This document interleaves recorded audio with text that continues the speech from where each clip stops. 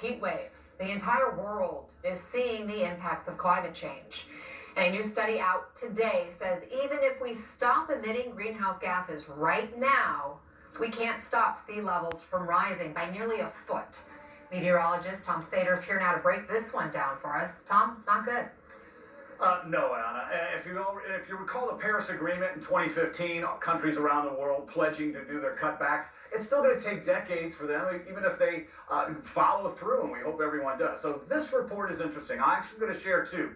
Glaciologists from Denmark and Greenland, focusing just on the ice melting at Greenland, now say that just 3.3%, that's all it takes of Greenland that's projected to melt, is pretty much equivalent to 110 trillion tons of ice. So that all is melted, water levels rise. This is where it gets really bad. This is going to add at least 10.8 inches to the global average of sea level. So not only affecting the sea level rise, but our coastlines around the world. Much of this will happen by the end of the century.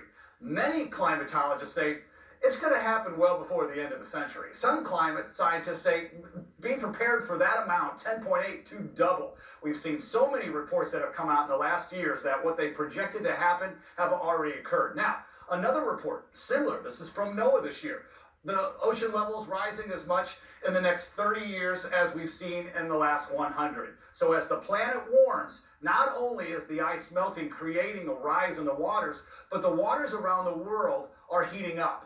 And so even that alone causes a thermal expansion. That causes the water level to rise. In fact, the study on Greenland at 3.3%, that's just 20% of all of the ocean rising. So again, we've got a lot to talk about. More profound coastal flooding. So when we have hurricanes, when we have storm surges, we're looking for this to occur at least 10 times what we're typically seeing. So again, when it comes to sea level rise, this is back in 1990, two areas in lines of red.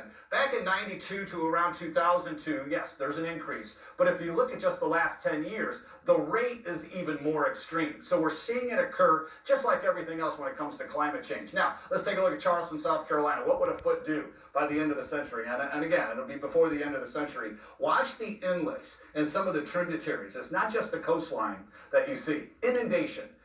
That's crazy.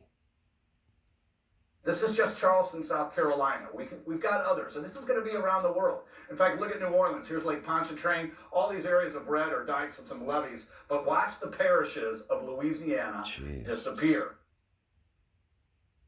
It's already starting to occur. CNN has been down there. Jennifer Gray's done some stories. So again, that is probably in the next, 40, 50 years in some cases. But again, it'll occur. Key West, same thing, complete inundation.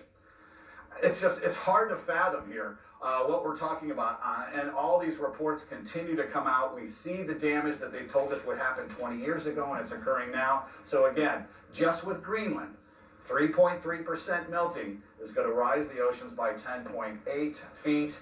Others believe it'll be much higher and much sooner. And again, in our lifetime.